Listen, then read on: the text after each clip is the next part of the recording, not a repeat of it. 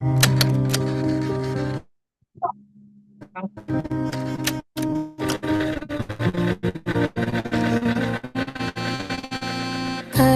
तत्व की अनुप्रेक्षा से आत्मबोध विकसाए, हम भेद ज्ञान प्रगटाए, हम भेद ज्ञान प्रगटाए।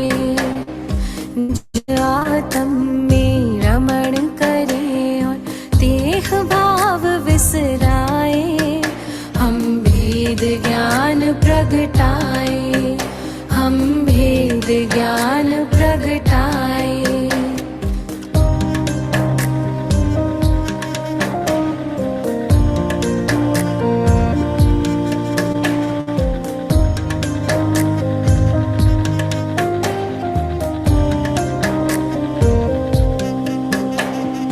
कर्म भिन्न है चेतन क्षीर नीर की भांति, तप का ताप लगे तो बिखरे सोने से ज्यों माटी।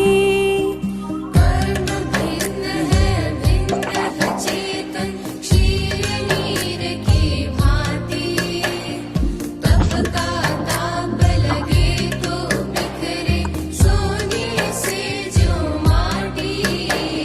सम्यक ज्ञाता सम्यक दृष्टा वे सुबोध कर पाए, हम भेद ज्ञान प्रगटाए, हम भेद ज्ञान प्रगटाए। कर्म तत्व की अनुप्रेक्षा से आत्मबोध विकसाए, हम भेद ज्ञान प्रगटाए, हम भेद ज्ञान प्रगटाए।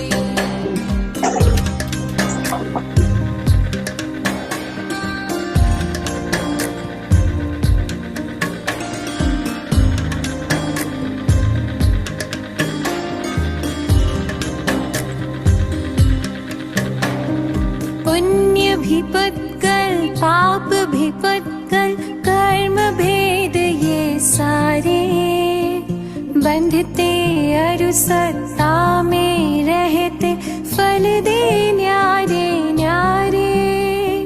पुण्य भी पुत्कल पाप भी पुत्कल, कर्म भेद ये सारे बंधते अरु सत्ता में रहते फल दे न्यारे न्यारे।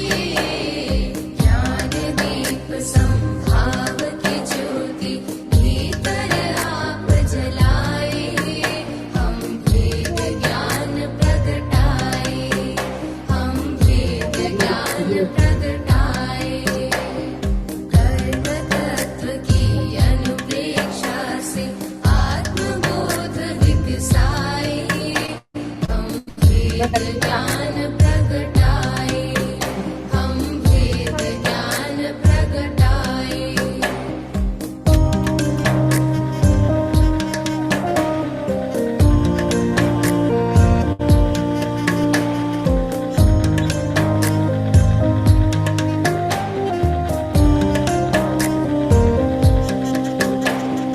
राग द्वेष और मोह तमस का आत्मदेव पर डेरा, कर्म प्रज्ञप्ति को तुम जानो होगा शीघ्र सवेरा। राग द्वेष और मोह तमस का आत्मदेव पर डेरा, कर्म प्रज्ञप्ति को तुम जानो होगा शीघ्र सवेरा। सिंह सत्व के शाश्वत स्वामी शाश्वत धाम को पाए, हम भेद ज्ञान प्रगटाए, हम भेद ज्ञान प्रगटाए। कर्म तत्व की अनुप्रेक्षा से आत्मबोध विकसाए, हम भेद ज्ञान प्रगटाए, हम भेद ज्ञान प्रगटाए, हम भेद ज्ञान प्रगटाए। मत करो। कौन है टीचर? कॉमन सी। जय जिनेंद्र। जय जिनेंद्र।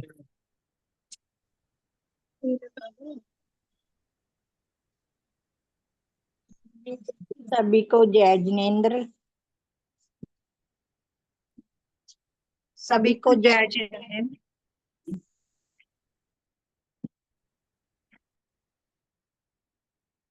अनम्यूट हो आप।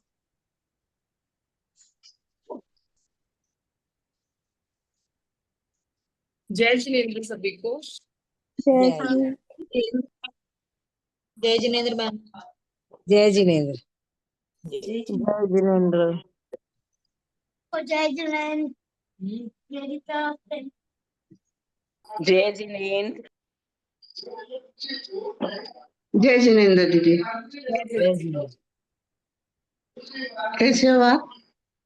बढ़िया। ठीक है, हम क्लास स्टार्ट करते हैं।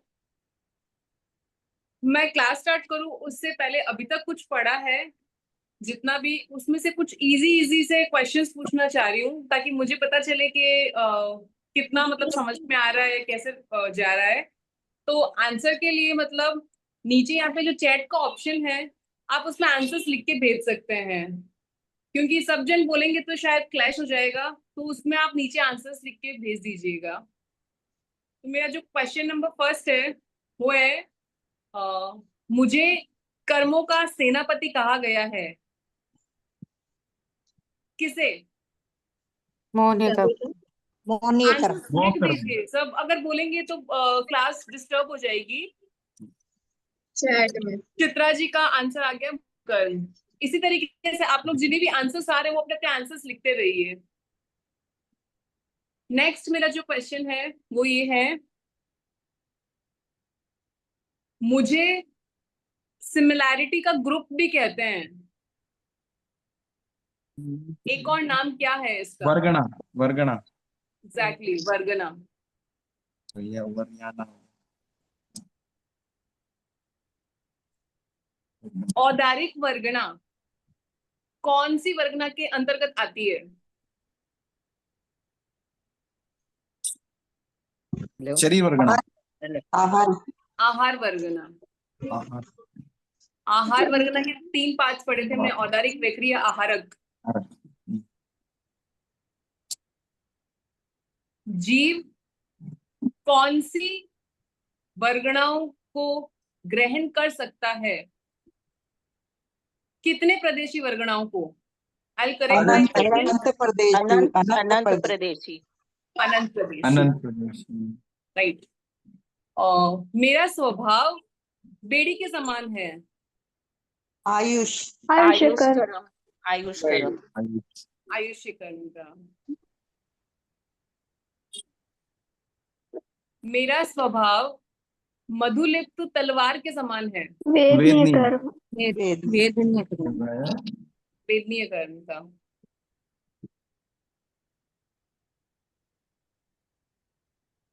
अब मैं कुछ ऑप्शंस दूंगी, लाइक ए बी। आपको ए और बी में से बताना है। मैं निरुपक्रम आयु वाला हूं। मनुष्य, युगलिक मनुष्य। युगलिक मनुष्य। ओके।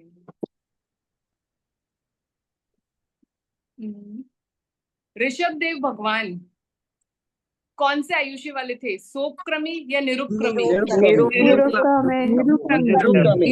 निरुक्रमी। रीजन? तीर्थंकर थे। नाम कर्म। उपक्रम कितने होते हैं? 7। पराघात का मीनिंग क्या है? उपक्रम में एक वर्ड पढ़ा था, पराघात। एक्सीडेंट, दुर्घटना। Exactly, very nice. धन्यवाद। ठीक है, थैंक यू सो मच। हम इस टाइप का कुछ लाते रहेंगे ताकि क्विक रिवीजन भी हो जाए और थोड़ा सा इंटरेक्टिव सेशन भी हो जाए। आगे चलते हैं, हम आज की क्लास शुरू करते हैं। हमने पिछली क्लास में जो 3rd चैप्टर लिया था उसका हमने फर्स्ट पोर्शन पढ़ा था। अभी बाकी सब एक बार म्यूट कर दीजिए। बाकी सभी प्लीज क्लास के ड्यूरेशन में म्यूट कर दीजिए।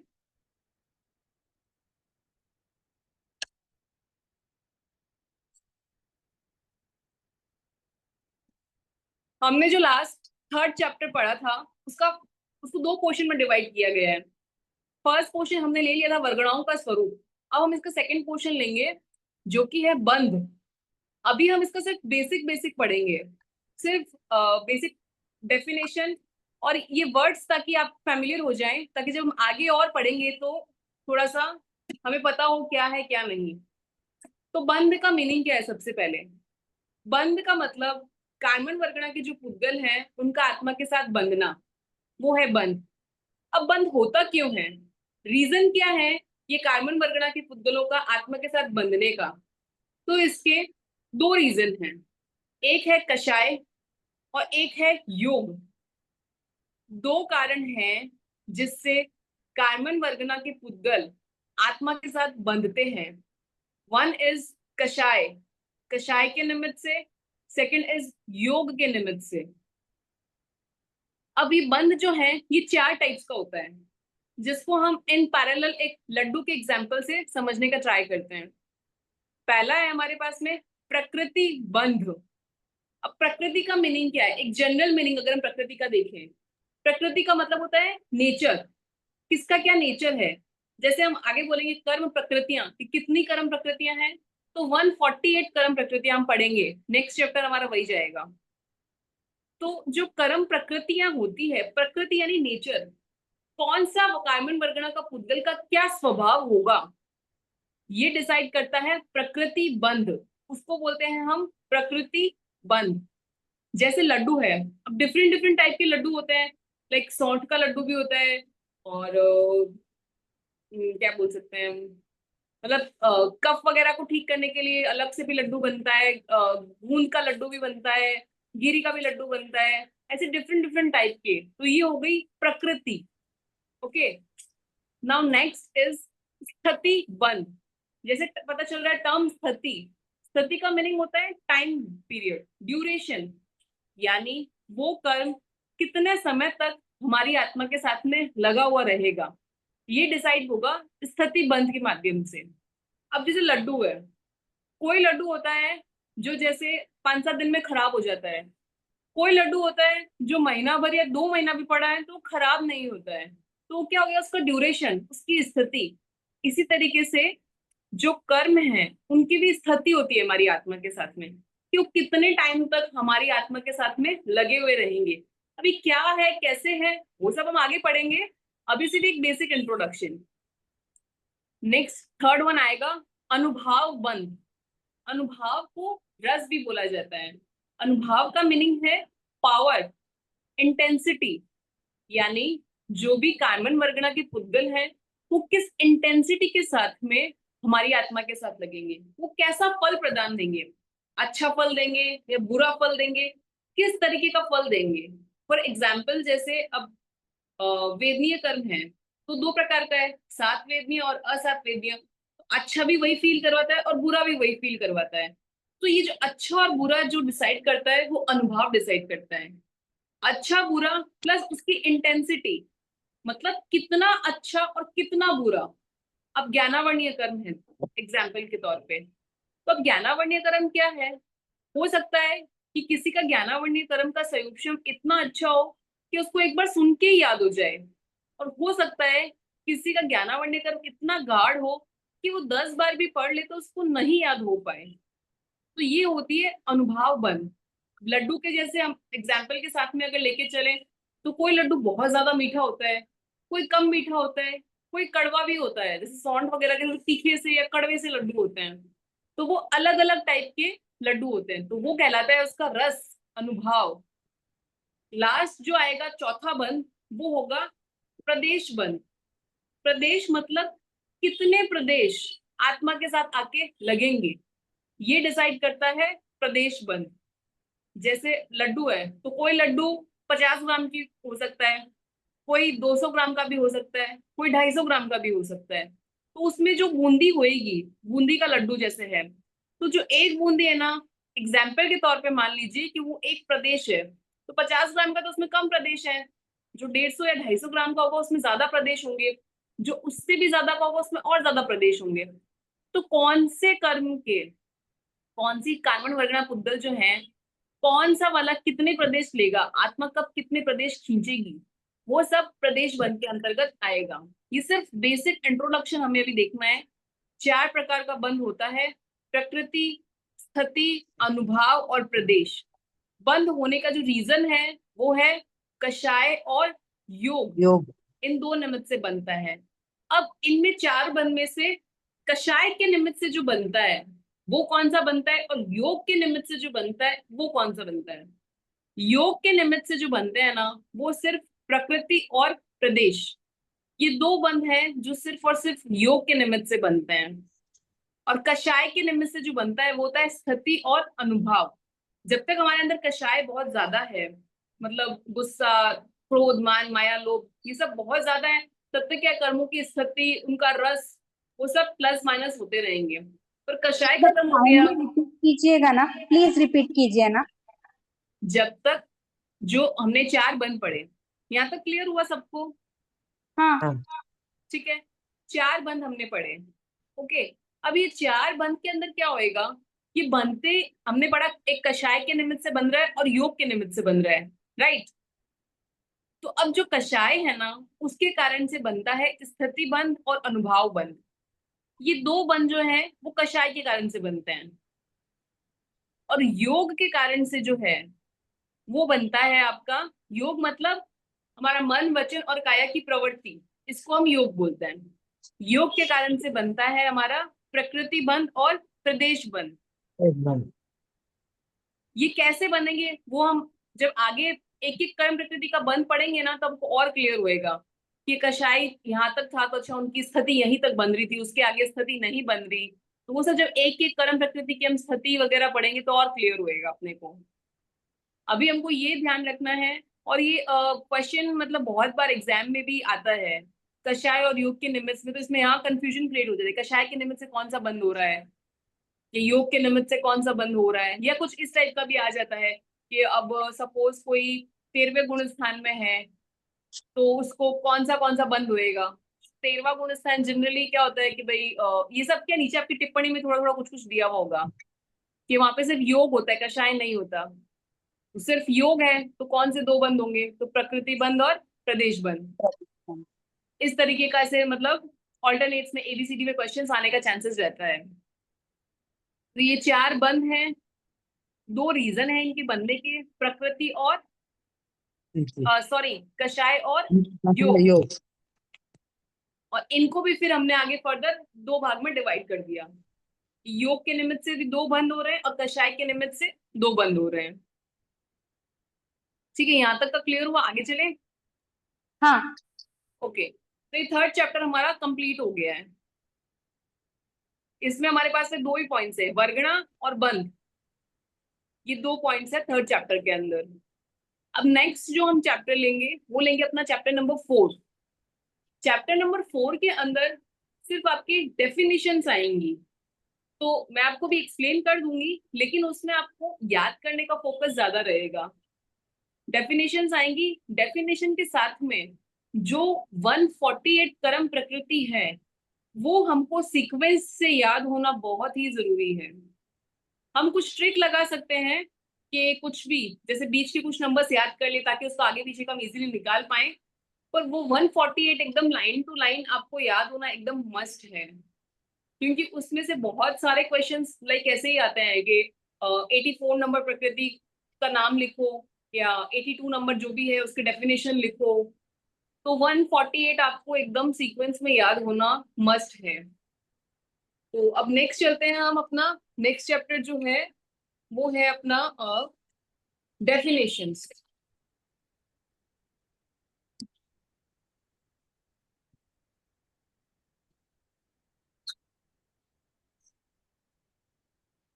हमने कर्मों को 8 भागों में डिवाइड किया, राइट? एक सेकेंड, हाँ। नेक्स्ट हमारा है 8 कर्मों की 148 उत्तर प्रकृतियां। उत्तर प्रकृतियां यानी उसके सब डिविजन्स। ओके, अब है कर्म। कर्म की जो बेसिक डेफिनेशन हम चैप्टर फर्स्ट से पढ़ते हुए आ रहे हैं, आत्मा के साथ बंधे हुए कार्बन वर्गना के पुद्गलों को कर्म कहते हैं। अब कर्म असंख्य प्रकार के होते हैं, लेकिन हम इसको इजीली समझ सके इसलिए इसको मोटा मोटी 8 भागों में बांट दिया गया है। ये यहाँ पे ट्रिकी क्वेश्चन बहुत बारी आता है कि कर्म कितने प्रकार के होते हैं, तो उसमें ऑप्शंस रहते हैं आपको, तो हम कंफ्यूज हो जाते हैं, हमको वही रहता है कि कर्म कितने, 8 प्रकार के कर्म। बट ये यहाँ एकदम ध्यान रखने वाली बात है कि कर्म असंख्य प्रकार के होते हैं, एकदम क्लियर लाइन बुक में दी हुई है। तो ये चीज आप लोग एकदम नोट डाउन कर लीजिएगा कि कर्म असंख्य प्रकार के होते हैं, लेकिन उनका एक्सप्लेन करना पॉसिबल नहीं है, तो इसलिए उसको मोटा मोटी 8 भागों में डिवाइड कर दिया गया है। तो पहला कर्म जो हमने पढ़ा था वो हमने क्या पढ़ा था? ज्ञानावर्णीय कर्म।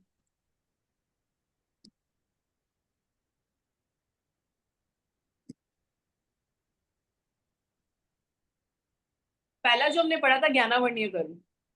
तो ज्ञानावर्णीय कर्म की डेफिनेशन जो हमने चैप्टर फर्स्ट में पढ़ी थी वो सेम डेफिनेशन ही यहाँ है हमारे पास में, कि जिस कर्म के उद्देश्य से जीव के ज्ञान गुण पर न्यून या अधिक रूप से आवरण लगे उसे ज्ञानावर्णीय कर्म कहेंगे। अब ज्ञानावर्णीय कर्म के जो है 5 पार्ट्स हैं। अभिनिबोधक ज्ञानावर्णीय, श्रुत ज्ञानावर्णीय, अवधि ज्ञानावर्णीय, मनःपर्यय ज्ञानावर्णीय और केवल ज्ञानावर्णीय कर्म। ये जो कर्मों की डेफिनेशन है ना वो एकदम सेम है। उसमें आपको मतलब बहुत क्विक हो जाएगा, आपको टेंशन लेने की जरूरत नहीं कि कैसे याद करेंगे। एक की डेफिनेशन याद कर लेंगे ना तो सबकी पीछे पीछे पीछे एकदम सेम ही है, बस बहुत हल्का फुल्का कोई डिफरेंस है तो है। जैसे अभिनिबोधक ज्ञानावर्णीय, अभिनिबोधक ज्ञानावर्णीय क्या, जो मति ज्ञानावर्णीय पहले बोला करते थे, लेकिन अपने कर्म ग्रंथ के हिसाब से इसमें जो वर्ड यूज करेंगे वो हम करेंगे अभिनिबोधक ज्ञानावर्णीय। तो जिस कर्म के उद्देश्य से आत्मा में अभिनिबोधक ज्ञान पर न्यूनाधिक रूप से आवरण आ जाए उसे अभिनिबोधक ज्ञानावर्णीय कर्म कहते हैं। जैसे हमने नॉर्मल ज्ञानावर्णीय कर्म की डेफिनेशन पढ़ी थी कि ज्ञान गुण पर, अब पर्टिकुलर अभिनिबोधक की बात कर रहे हैं तो यहाँ वर्ड यूज कर लेंगे हम कि अभिनिबोधक ज्ञान पर न्यूनाधिक रूप से आवरण आ जाए उसे अभिनिबोधक ज्ञानावर्णीय कर्म बोलेंगे। इसी तरीके से सेम डेफिनेशन रहेगी श्रुत ज्ञानावर्णीय की, अवधि ज्ञानावर्णीय की, मनःपर्यय ज्ञानावर्णीय की। केवल ज्ञानावर्णीय में डिफरेंस आएगा। क्या डिफरेंस आएगा? इसमें ये आएगा केवल ज्ञान पर पूर्ण रूप से आवरण आ जाए। केवल ज्ञान में ऐसा कभी नहीं होगा न्यूनाधिक वाला सिस्टम कि थोड़ा आ गया बाकी नहीं आया, ऐसा कुछ सिस्टम नहीं होगा। जब भी केवल ज्ञान होगा तो वो पूरा साथ में ही होगा, उसमें न्यूनाधिक वाला कोई सिस्टम नहीं है। इसलिए इसकी डेफिनेशन में हमने वर्ड यूज किया है कि जिस कर्म के उद्देश्य से आत्मा के केवल ज्ञान पर पूर्ण रूप से आवरण आ जाता है उसे केवल ज्ञानावर्णीय कर्म कहते हैं। ये तो थी कर्मों की डेफिनेशन। अब इनका मीनिंग क्या है? अभिनिबोधक ज्ञान का मतलब क्या है? अभिनिबोधक ज्ञान का मतलब है, यहाँ पे एकदम क्लियर दिया हुआ है, जैसे अभी यानी कि अभिमुख होकर, यानी कि फेस टू फेस सामने से इंद्रिया जो अपने सेंसेस हैं उनके द्वारा हमारे पास में कोई भी ऑब्जेक्ट है सामने, तो वो हमें पता चले कि क्या है, तो वो अभिनिबोधक ज्ञान कहलाता है।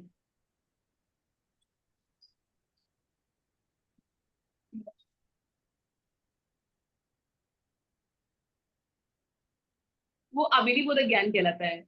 वो एग्जाम्पल मान लीजिए कि हमारे पास में ये पेन है, ठीक है, तो ये ऑब्जेक्ट है जो मेरे सामने है, मैं इसको आइडेंटिफाई कर पा रही हूँ, पता चल रहा है मुझे कि हाँ ये पेन है, ये हो गया मेरा अभिनिबोधक ज्ञान। ठीक है, अब इस पेन के बारे में और अच्छे से जानना, अच्छा ये पर्टिकुलर ब्रांड का है, ये बोर्ड पे चलाने के लिए यूज में होता है, इसका ये एक्सपायरी डेट है, ये मैन्युफैक्चरिंग डेट है, वगैरह वगैरह, इसको और डिटेल में जानना वो कहलाएगा श्रुत ज्ञान। अभिनिबोधक ज्ञान द्वारा जाने गए को और स्पष्टतर जानना और क्लियरली उसको ऑब्जेक्ट के बारे में या कोई भी जो भी चीज है उसके बारे में और क्लियरली पता होना, वो जो है वो कहलाता है श्रुत ज्ञान। ठीक है, अभिनिबोधक ज्ञान और श्रुत ज्ञान तक क्लियर हुआ?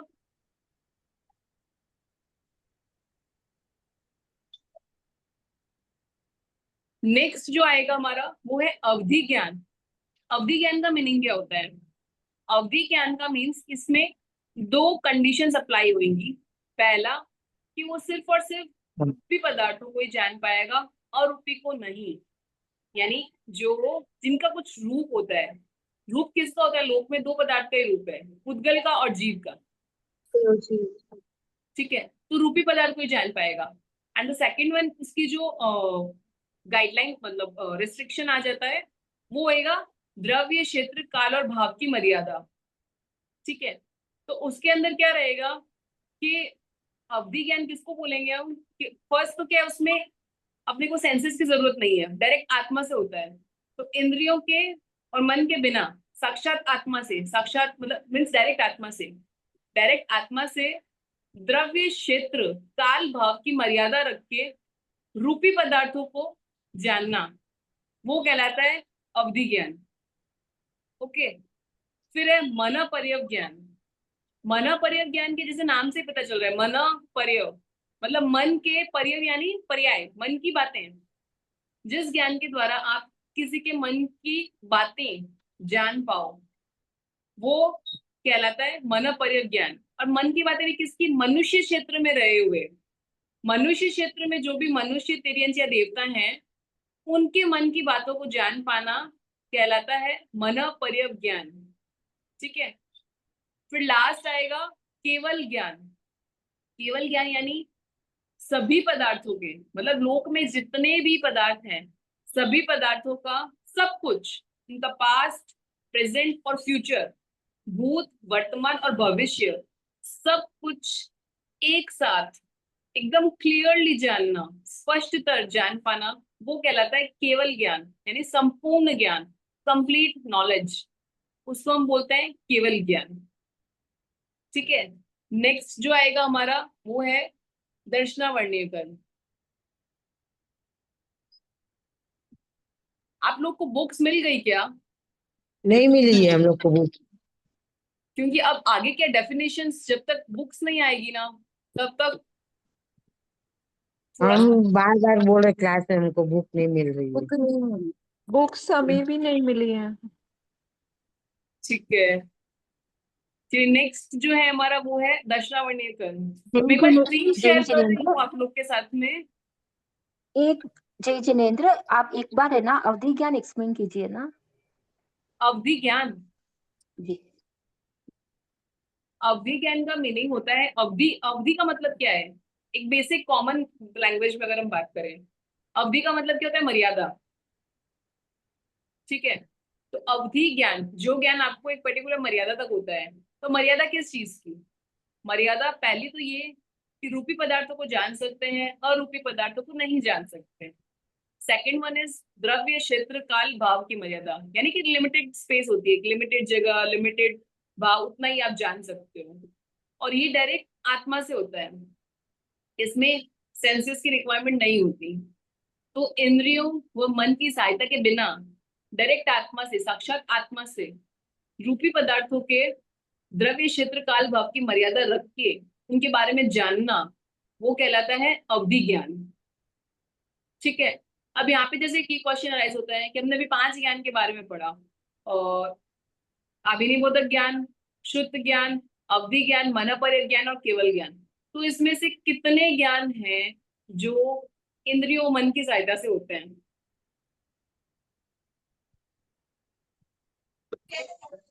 चैट बॉक्स में आंसर दे सकते हैं।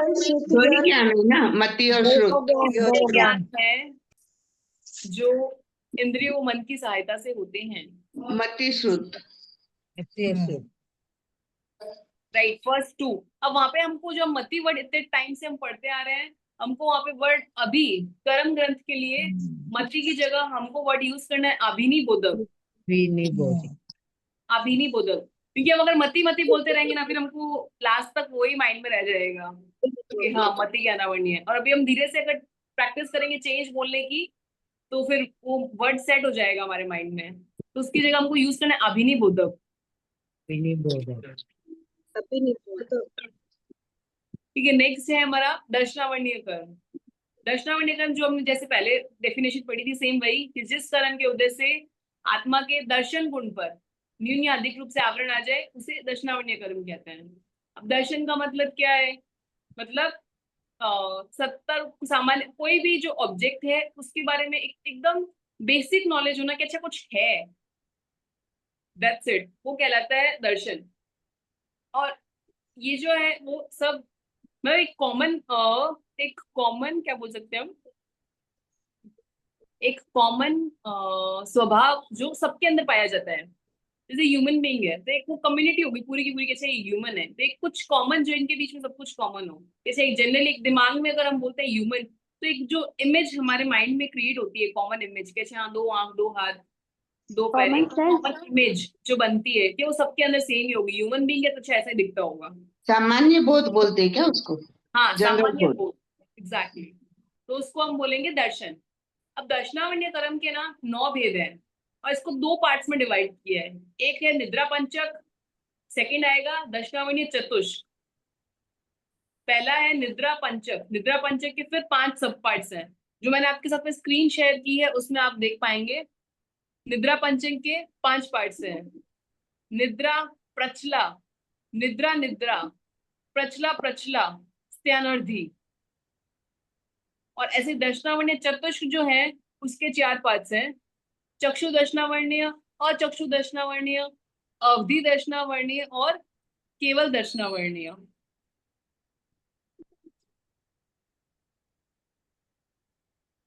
अब नेक्स्ट जो है हमारे पास में निद्रा पंचक।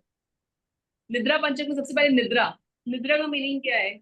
जो हम बेसिकली सोते हैं, इट इज निद्रा। तो जिस कर्म के उद्देश्य से चैतन्य की अस्पष्टता हो जाती है, यानी क्या जब हम नींद में हैं तो हमको अगर कोई टच होता है तो क्या हमको क्लियरली पता चलता है कि हमको क्या चीज टच हुई है?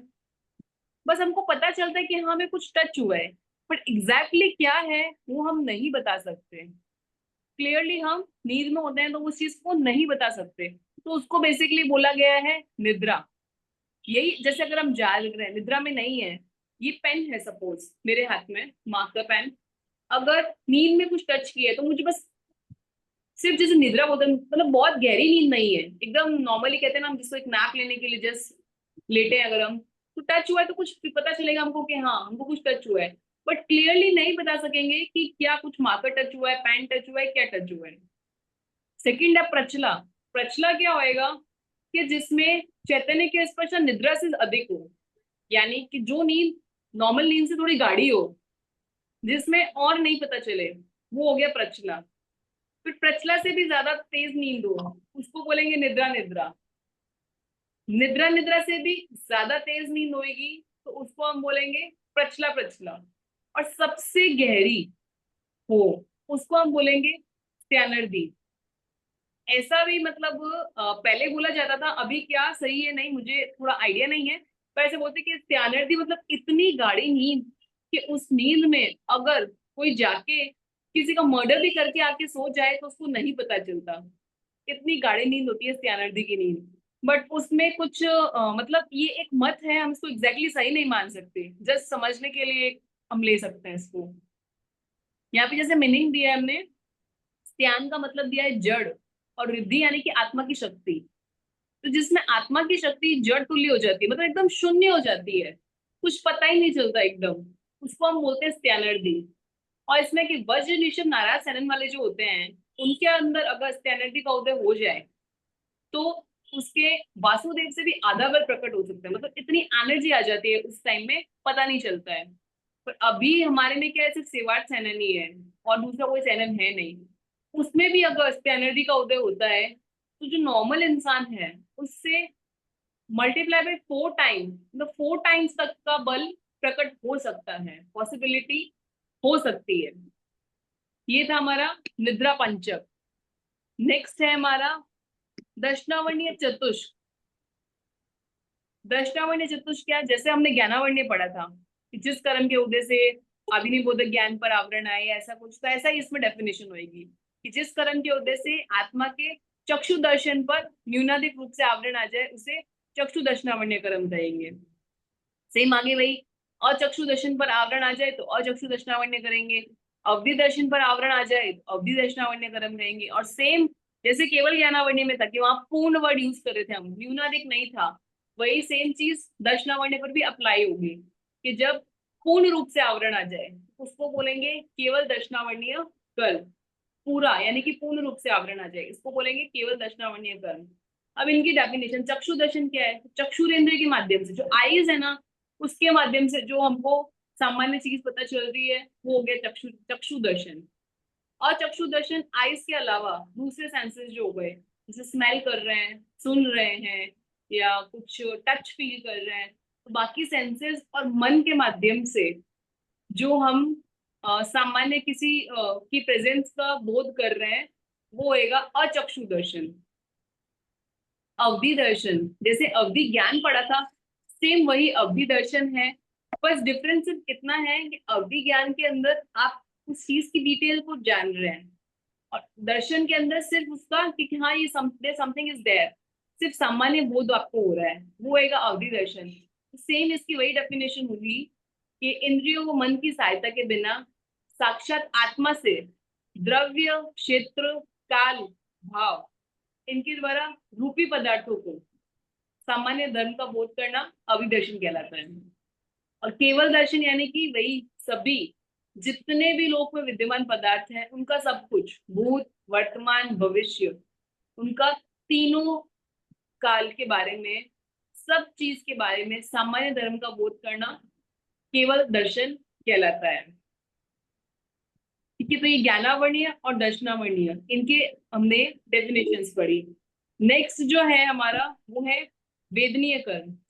वेदनीय कर्म जैसे हमने पहले पढ़ा कि जिसके कारण से हमको सुख और दुख की फीलिंग होती है, तो जिस कर्म के वजह से आत्मा को इंद्रियों मन से संबंधित सुख या दुख की प्राप्ति होती है, उसको हम वेदनीय कर्म बोलते हैं। वेदनीय कर्म के दो पार्ट हैं, सात वेदनीय और असात वेदनीय। जिससे हमको सुख की अनुभूति होती है उसको बोलेंगे हम सात वेदनीय, और जिससे हमको दुख की अनुभूति होती है उसको हम बोलेंगे असात वेदनीय। सेम वही डेफिनेशंस आएंगी कि जिस कर्म के उद्देश्य से आत्मा को इंद्रियों मन से संबंधित सुख की प्राप्ति हो रही है तो सात वेदनीय, और दुख की प्राप्ति हो रही है तो वो है असात वेदनीय। उसके नेक्स्ट जो आएगा हमारा वो आएगा मोनीय कर्म। मोनीय कर्म जो हमने डेफिनेशन पहले पढ़ी है कि मोनीय का मतलब क्या, मोह यानी कि जो मोहित करे, यानी कि जिससे हमको सही गलत हित अहित इन सब का ध्यान नहीं रहे, और अगर ध्यान रहे तो भी हम इसमें पूर्ण रूप से, हित में पूर्ण रूप से प्रवृत्त और अहित से पूर्ण रूप से निवृत्त, मतलब हित में पूर्ण रूप से इन्वॉल्व और अहित से पूरी तरीके से डिसइन्वॉल्व नहीं हो पाए, वो होता है हमारा मोनीय कर्म। मोनीय कर्म की 28 प्रकृति है, 28 प्रकृतियां हैं। इसको हम दो सब पार्ट्स में डिवाइड करेंगे। पहला आपने पढ़ेंगे दर्शन मोनीय। ठीक है, यहीं तक करें क्या या आगे कंटिन्यू करें? आज यहीं तक रखिए, ओवरलोड हो जाएगा दीदी। ओवरडोज हो जाएगा, ओके ठीक है, यहीं तक। तो एक क्विक रिविजन करते हैं। तीन कर्मों की प्रक्रिया पढ़ी है हमने। फर्स्ट इज ज्ञानावर्णीय कर्म। ठीक है, ज्ञानावर्णीय कर्म की कितनी उत्तर प्रकृति? चैट बॉक्स में आंसर भेजना फटाफट से। ज्ञानावर्णीय की कितनी उत्तर प्रकृतियां? 5। ठीक है, तीसरे नंबर प्रकृति का नाम क्या? अवधि अवधि अवधि। अवधि अवधि ज्ञानावर्णीय। अभिनिबोधक ज्ञानावर्णीय फर्स्ट नंबर, श्रुत ज्ञानावर्णीय सेकंड नंबर, थर्ड इज अवधि ज्ञानावर्णीय, फोर्थ इज मन पर्यव ज्ञानावर्णीय, एंड फिफ्थ वन इज केवल ज्ञानावर्णीय। ओके, अच्छा, केवल का एक और मतलब मीनिंग क्या है? केवल मीन्स क्या? संपूर्ण। संपूर्ण। केवल मतलब कंप्लीट नॉलेज, संपूर्ण नॉलेज। केवल इज इक्वल टू संपूर्ण। ठीक है, अच्छा, और कर्म कितने प्रकार के? असंख्य प्रकार, राइट। ठीक है, मूल कर्म। अच्छा, एक और चीज, जैसे हम अब आगे टर्म्स पढ़ेंगे, जब हम बोलेंगे मूल कर्म तो मूल कर्म मतलब होगी 8 कर्म। 8 कर्म, ज्ञानावर्णीय, दर्शनावर्णीय, वेदनीय, मोनीय, आयुष्य, नाम, गोत्र, अंतराय। और सीक्वेंस हमारा यही रहना चाहिए, जब भी हम बोले तो हमारा सीक्वेंस यही रहना चाहिए। ठीक है, और जब हम बोलेंगे उत्तर प्रकृति, उत्तर जैसे बोलूं ज्ञानावर्णीय की उत्तर प्रकृति, तो अभिनिपोतक ज्ञानावर्णीय, श्रुत ज्ञानावर्णीय, ये सब इनकी उत्तर प्रकृतियां हो गई। ठीक है, तो अब सेकंड नंबर का मूल कर्म कौन सा हुआ? दर्शनावर्णीय कर्म। ठीक है, दर्शनावर्णीय कर्म के कितने भाग हुए? 2 भाग के 9। दर्शनावर्णीय के 9 भाग। फर्स्ट पोर्शन जो हमने पढ़ा वो है निद्रा पंचक। सेकंड पोर्शन जो हमने पढ़ा वो दर्शनावर्णीय चतुष्क। चतुष्क मतलब 4। दर्शनावर्णीय 4। चतुष्क इज प्रॉपर हिंदी टाइप का वर्ड। निद्रा पंचक, पंचक मीन्स 5। निद्रा पंचक। निद्रा क्यों लिया? प्लीज कोमल जी, किसी का अनम्यूट बाकी सभी कर दीजिए। अच्छा कहीं को नहीं पापो आपको कोमल जी का है, कोमल जी का बीकानेर से। पोल प्लीज पोल। बाकी सभी प्लीज, कौन बोल रहा है नहीं मुझे पता। कोमल जी आप म्यूट कर दो ना, आप म्यूट कर कर दो। दीजिए। बाकी सभी से रिक्वेस्ट है प्लीज अपना म्यूट कर दीजिए और अपना आंसर जो है वो चैट बॉक्स में भेजिए ताकि बाकी क्लास डिस्टर्ब नहीं हो। चैट पे लिखते नहीं आते हैं ना। अच्छा, बड़ा प्रॉब्लम है। ओके, तो जब आंसर देना हो तब आप अनम्यूट कीजिए। बाकी टाइम अगर किसी के भी पीछे कुछ बैकग्राउंड नॉइज है, आप किसी से बात कर रहे हैं पीछे, तो आप लोग प्लीज बाकी म्यूट कर दीजिए। ठीक है, तो निद्रा पंचक हम बात करते हैं। पंचक का मतलब 5 और चतुष्क का मतलब 4। तो यहाँ पे मोटा मोटा आगे भी जैसे हम पढ़ेंगे तो उसमें क्या रहेगा, जो वेरी फर्स्ट होता है ना उसी के नाम से चलता है। जैसे इसमें पढ़ा हमने निद्रा प्रचला निद्रा निद्रा, तो फर्स्ट वन वाज निद्रा, इसलिए इसको लिया निद्रा पंचक। ओके, तो निद्रा पंचक में हमने 5 पढ़े।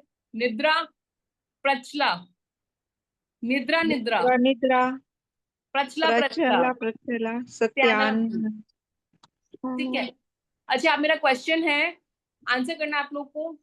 वर्तमान में स्त्यानर्दी का उदय हो सकता है, हाँ या ना? हो सकता है, दुगुना चौगुना हो सकता है। किसका उदय? स्त्यानर्दी, स्त्यानर्दी। अच्छा, अब ममता जी का आंसर आया था नो। ममता जी, मैं आपको करेक्ट करना चाहूंगी, हो सकता है। एक सेकेंड, विमला जी का भी आंसर आया है नो। मेरा क्वेश्चन है, ये वज्र ऋषभ नारद सेनन वालों को होता है ना? नहीं, सुनिए, आप मेरी बात सुनिए। अगर वज्र ऋषभ नारद सेनन वाले को स्त्यानर्दी का उदय हुआ तो उनके अंदर वासुदेव से आधा बल प्रकट होगा। अभी तो वज्र ऋषभ नारद सेनन नहीं है। अभी हमारे पास कौन सा सेनन है, मैंने बताया था?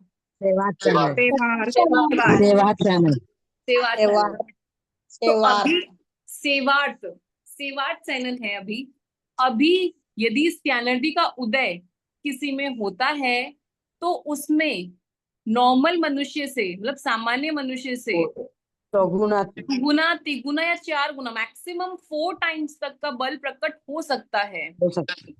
तो इट सेज कि वर्तमान में भी स्त्यानर्दी का उदय हो सकता है। ठीक है, विमला जी और ममता जी 2 का आंसर नो आया था। क्लियर हुआ आपको? हाँ जी, क्लियर। ठीक है, वर्तमान में भी हो सकता है, ऐसा नहीं है कि नहीं हो सकता। जब वज्र ऋषभ वाले को होता है तो उसमें वासुदेव से आधा बल प्रकट हो जाता है। वर्तमान में अगर किसी को हुआ तो उसमें नॉर्मल मनुष्य से दुगुना, तिगुना या 4 गुना तक बल प्रकट हो सकता है। ठीक है, ठीक है। और जैसे जो छोटी जनरेशन वाले हैं, मतलब आई गेस जो साउथ इंडियन मूवीज देखते, कभी ऐसे देखा हो, वो उसमें ऐसे दिखाते हैं कि वो नींद में चल के गया, किसी को वैसे मार वार के आ गया, कुछ पता ही नहीं चला उसको। दीदी, नींद में चलने वाले तो हमारे घर में भी 1-2 जन है। और नीलकमल पिक्चर में भी था ना। तो उस काइंड ऑफ, हम उसको एग्जैक्ट नहीं बोलेंगे कि हाँ उसको स्त्यानर्दी का उदय था, ऐसा हमको नहीं पता। वो तो केवली भगवान अपने ज्ञान में जाने, बस जस्ट एक समझने के लिए ये चीज बताई गई है कि ऐसा हो सकता है। हम उसको एग्जैक्ट अभी नहीं बोल सकते। आप ये मत सोचिएगा कि अच्छा ऐसा है तो मतलब स्त्यानर्दी का ही उदय है। वो हम अभी नहीं बोल सकते कि किसको कौन सा उदय है, लेकिन हमको थोड़ा क्लियर समझने के लिए ऐसा ऐसा बोला गया है।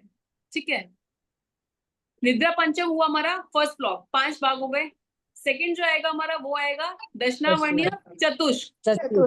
चतुष्क का मीनिंग है 4, जिसमें जैस्मिन एक क्वेश्चन था कि सभी सहनन में सत्यानिर्द दर्शन होता निद्रा होती है? प्लीज वापस रिपीट कीजिए। जैसे वज्र ऋषभ नारद सहनन में बोले या सेवार्थ सहनन में सत्यानर्दी होती है, वैसी बाकी सभी सहनन में भी सत्यानर्दी होती है? हाँ, सेवार्थ सबसे नीचे वाला कैटेगरी है। हाँ नहीं, लेकिन बीच में के जो हो है सकता है। ऋषभ, अर्ध ऋषभ, इन सब में सत्यानर्दी होती है? हो सकता है, ओके होगा ही ऐसा नहीं बोला जी, कि कंपल्सरी होगा ही, हो सकता है। Okay thank you. ठीक है, फिर आगे है हमारा दशनावर्णीय चतुष्क। वो तो मैम जिसका भी कर्म का उदय का होगा उसी को तो होगी ना। हाँ, उसी को होगी, पर अभी उदय नहीं चल रहा है, वो सब बहुत बहुत लेटर ऑन स्टेज है, अभी सिर्फ बेसिक डेफिनेशन, जस्ट इंट्रोडक्शन। तो आगे था हमारा चक्षु दशनावर्णीय। तो चक्षुरेंद्रिय के माध्यम से जो भी हम जनरल नॉलेज कर पा रहे हैं, सत्ता रूप सामान्य धर्म का बोध जो हम कर पा रहे हैं, उसको बोलेंगे चक्षु दशनावर्णीय कर्म।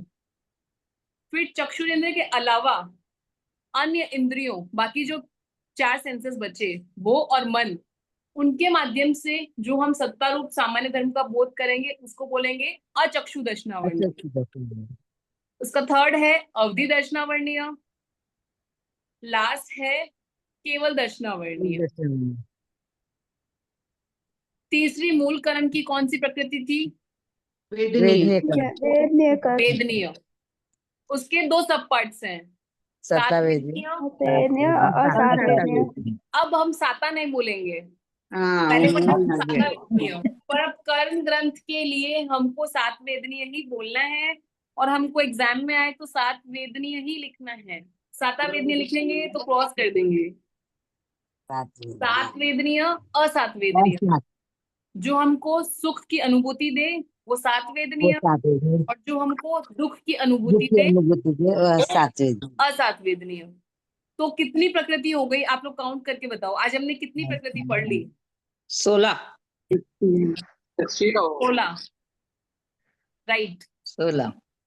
तो अब नेक्स्ट क्लास हमारी मोस्टली शायद फ्राइडे होने की संभावना होगी, तो उसमें ये 16 प्रकृति आप सबको सीक्वेंस से याद होनी चाहिए। मैं भी लिखवा देती हूँ अगर लिखनी है किसी को, 16 रिपीट कर देती हूँ, आप लोग लाइन से लिख लीजिए। बुक नहीं है, आई कैन अंडरस्टैंड, पर आप लोग लिख लीजिए, एटलीस्ट नाम हमको लाइन से याद होने चाहिए।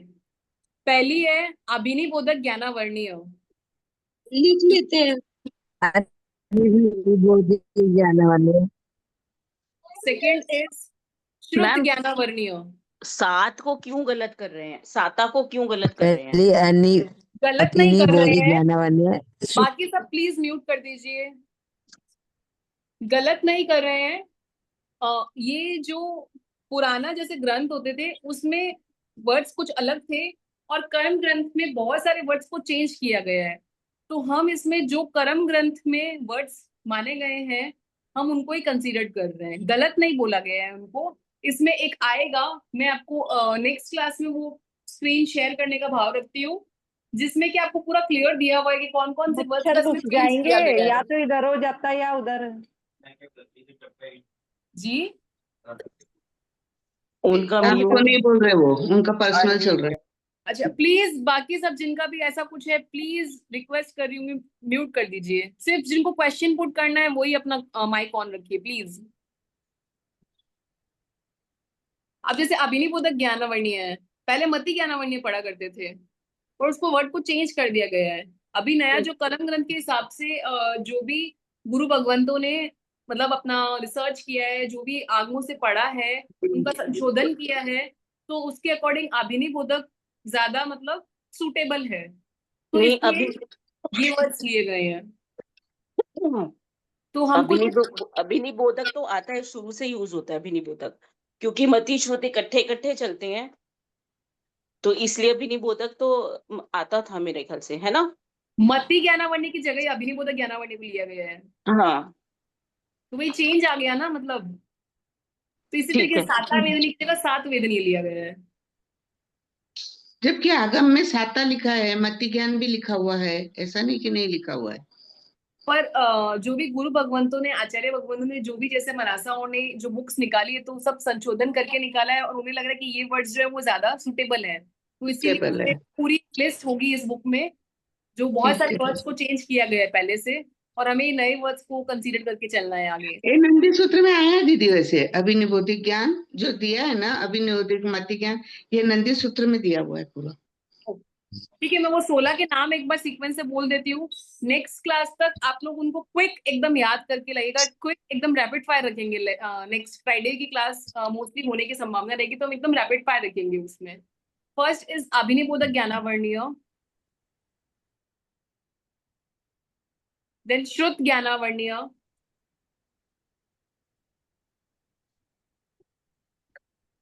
थर्ड अवधि ज्ञानावर्णीय,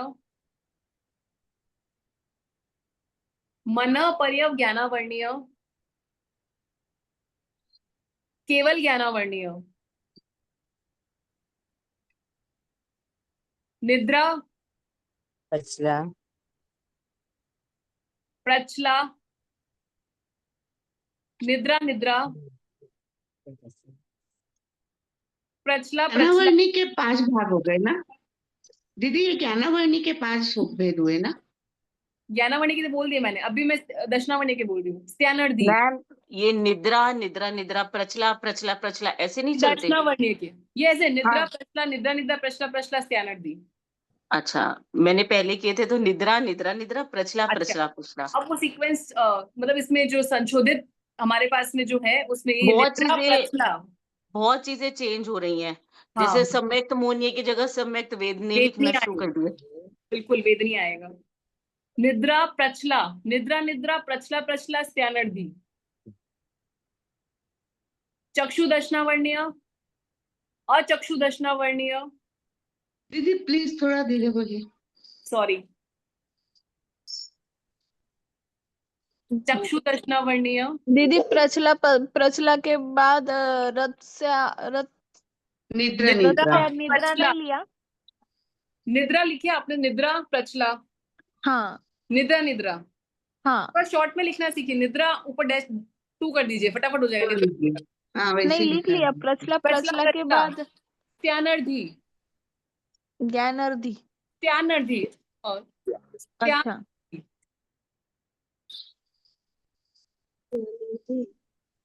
हो गया मेरा तो। चक्षु दशनावर्णीय, अचक्षु दशनावर्णीय,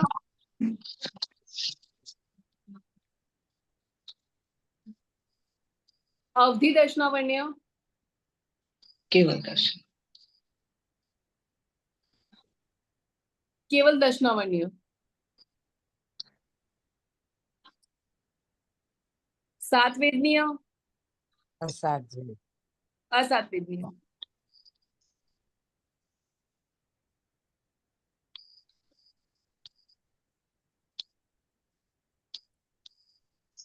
ये 16 प्रकृति,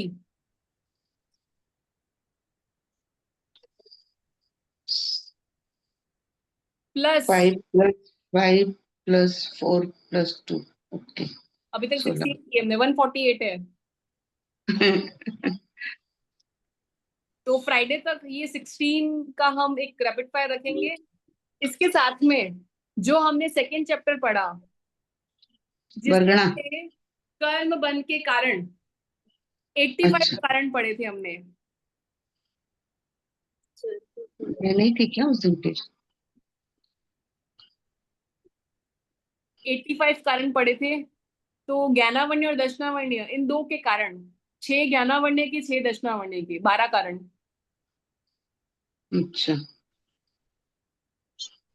वो 12 कारण भी साथ में। दीदी हमारी बुक नहीं है तो हम कैसे लर्न करेंगे? मैं ज्ञानावर्ण्य के कारण बोल देती हूँ अभी, सेम वही दशनावर्ण्य के भी है, बस उसमें जैसे आगे वर्ड ज्ञान है उसमें दर्शन है।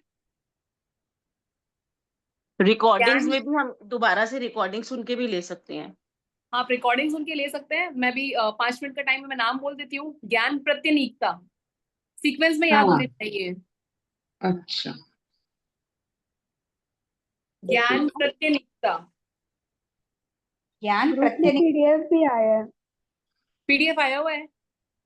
हाँ, उसमें से भी देख के लिख सकते हैं। मतलब मैं उसी से देख के लिखती हूँ। पीडीएफ आया हुआ है तो आप उसे पढ़ भी सकते हैं, नो प्रॉब्लम है। जिसको फोन से पढ़ने की आदत है, वरना आप उसका एक बार प्रिंट निकलवा लीजिए। अगर जी, बुक अवेलेबल नहीं है तो आप लोग एक बार अभी प्रिंट। तक नहीं आई है। दीदी दीदी ज्ञान एक प्रत्यनिकता क्वेश्चन पूछना था। अभी ये बुक से पढ़ रहे हैं हम। दीदी एक क्वेश्चन पूछना था। ज्ञान प्रतिनिकता यस। दीदी जो प्रदेश बंद है उसको अपनी क्वांटिटी समझ सकते हैं? हाँ, ओके।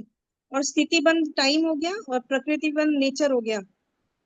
अनुभव मतलब पावर या इंटेंसिटी। ठीक, ओके, थैंक यू। मैम मेरा एक क्वेश्चन था। ये क्वांटिटी मतलब कितना गाढ़ कर्म बंधेगा, कितना हल्का बंधेगा, वही होगा ना? वापस रिपीट कितना कितना कितना गाढ़ कर्म बंधेगा या कितना हल्का? कितना गाढ़ या हल्का नहीं, कितने प्रदेश होंगे। गाढ़ या हल्का अनुभव डिसाइड करेगा। तो प्रदेश एक बार एग्जांपल से फिर समझाइए ना दीदी। जैसे लड्डू है, एक बूंदी का लड्डू है। उससे कितने दाने, वो जितने दाने हो गए ना, वो प्रदेश हो गए। सपोज 50 ग्राम का लड्डू है, फॉर एग्जाम्पल 1000 दाने हैं, तो 1000 प्रदेश हो गए। अभी कोई 10,000 दानों का लड्डू है, तो वो 10,000 प्रदेश हो गए। दीदी कर्म के हिसाब से समझाइए ना, कर्म के एग्जांपल से। कर्म के एग्जाम्पल इसको प्रैक्टिकली समझना बहुत मुश्किल है। ये जब आगे हम आएंगे ना, इनकी सबकी सभी प्रदेश, तो आपको क्लियर होगा। कर्म के हिसाब से हमको भी नहीं पता कि कितने क्या प्रदेश लग रहे हैं। ऐसे किसके कितने प्रदेश है कि 10,000 प्रदेश इस कर्म के लग रहे हैं, तो वो अभी तक नहीं, और आप कंफ्यूज हो जाओगे। दीदी वो एग्जाम्पल कंप्लीट करिए ना, वो प्रदेश हुए करके, फिर आगे स्थिति अनुभाग भी समझा दीजिए ना। लड्डू एक, आप इसको एक लड्डू के एग्जाम्पल से अभी समझेंगे तो और क्लियर होगा। इसीलिए बोल रही हूँ, फिर से बता दो। जैसे एक लड्डू है, दीदी लड्डू के एग्जांपल से समझ में आ गया। कर्म के एग्जांपल से ऐसे कोई कोई एक मतलब जैसे उस हिसाब से बताइए ना। कर्म के हिसाब से, लड्डू के एग्जांपल से तो समझ में आ गया। जैसे नहीं मुझे समझना था। अब कोई जीव हो अच्छा सकता है ठीक, 1000 ओके। प्रदेश ले, कोई हो सकता है 10,000 प्रदेश ले, कोई हो सकता है लाख प्रदेश ले। कितने प्रदेश ले रहा है वो हमें नहीं पता चलता।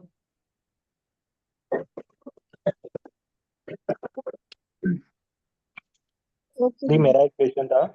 जी, एक इसमें आपने जो ये प्रकार के बंध बताए हैं, ये सिर्फ केवल कार्बन वर्गना के लिए ही है और हाँ। दूसरे वर्गना के लिए नहीं है? तेजस, भास्कर, मन वर्गना और नहीं नहीं, अभी हम यहाँ पे सिर्फ ये जो 4 बंद है, क्योंकि हम बेसिकली कर्म के लिए पढ़ रहे हैं, तो हम कार्बन वर्गना के बारे में ही है।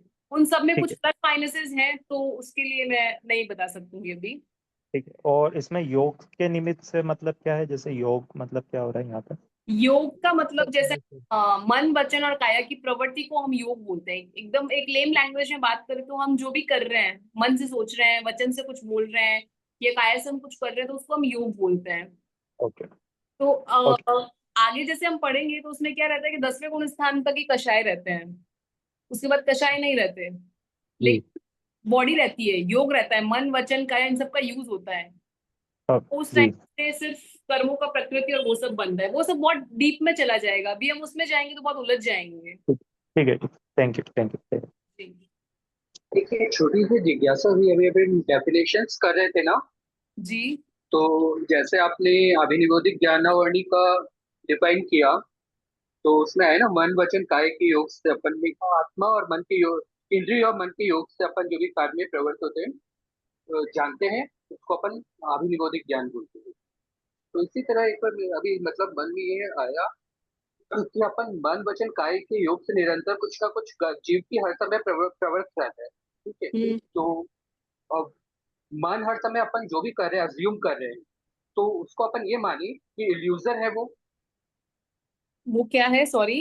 इल्यूजन मतलब फॉल्स बिलीफ, क्योंकि क्लियरली स्पष्ट नहीं है, क्योंकि जब तक साधु नहीं बनेगा, मन पर ज्ञान नहीं होगा, और मन का अपन मन से निरंतर कुछ ना कुछ अज्यूम करते हैं कि हाँ वो ये सोच रहा होगा, मतलब मेरे हिसाब से हर जीव के ये चीज चलती रहती है। तो ये जो भी है, अपन ये प्रवृत्ति को किस ढंग से समझे, वो इल्यूजन है, फॉल्स बिलीफ मानिए, या मतलब इस चीज को किस ढंग से और समझ सकते मैं शायद आपका क्वेश्चन नहीं मैं एक बार आप ये पूछना हाँ चाह कि जैसे अभी हमको मनोपर्य ज्ञान नहीं है हाँ तो हम जो भी मन में सोच रहे हैं वो क्या है, मतलब ये हाँ, आपके उसके अभाव में।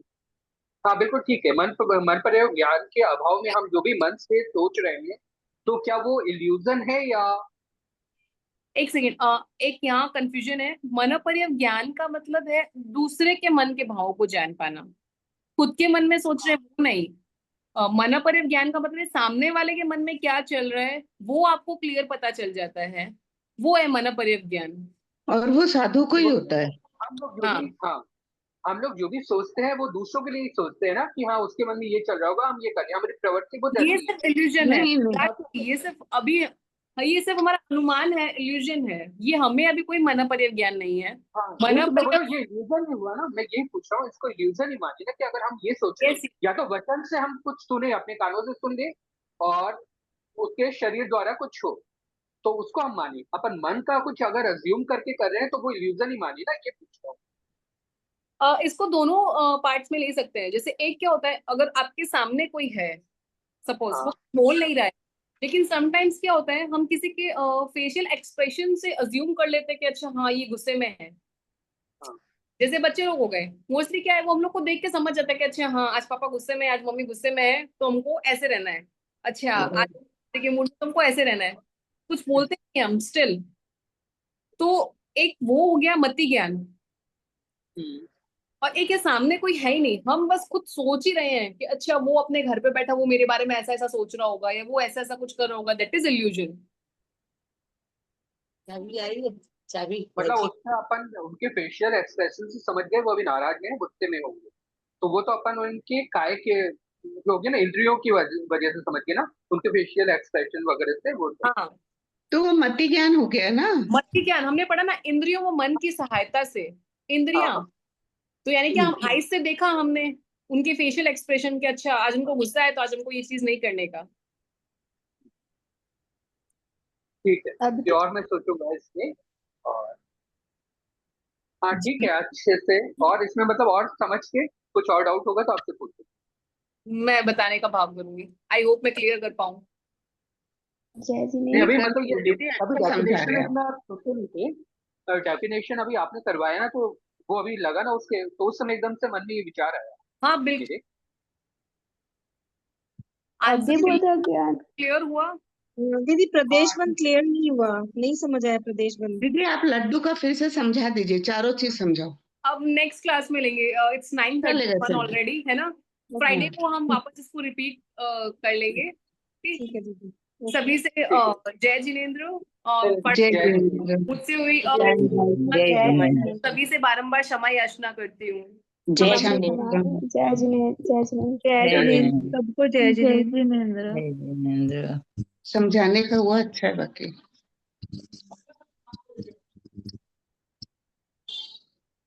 बहुत बदतमीज है ना तू, पीटी पीट बोल। कौन बदतमीज है?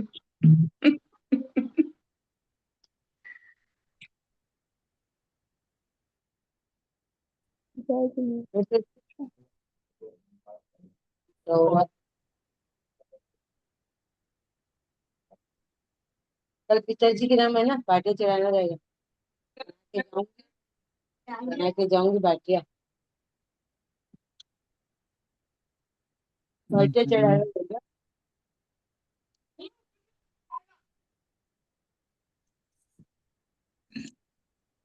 मेरा भी आइसक्रीम लेना। मेरे को क्लास का टाइम चेंज करना है दीदी,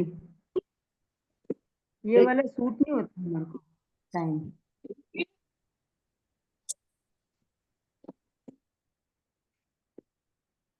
बाबू बंद कर दे, हेलो। क्यों बंद?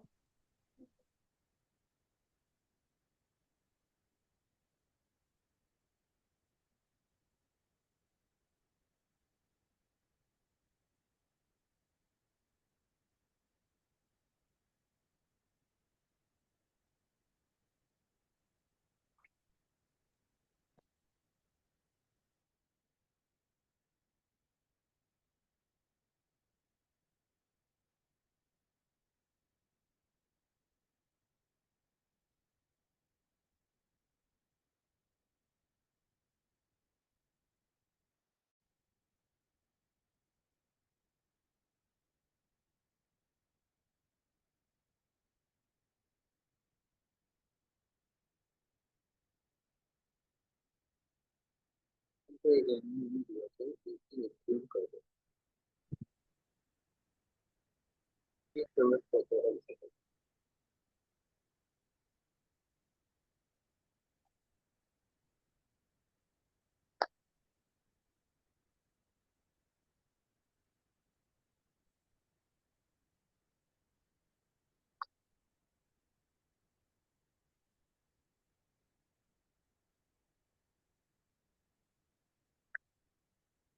मनवचन काय के योग में प्रवृत्त है।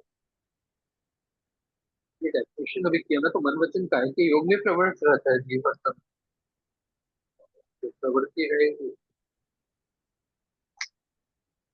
अज्यूम कर लो, यूजन मानना चाहिए।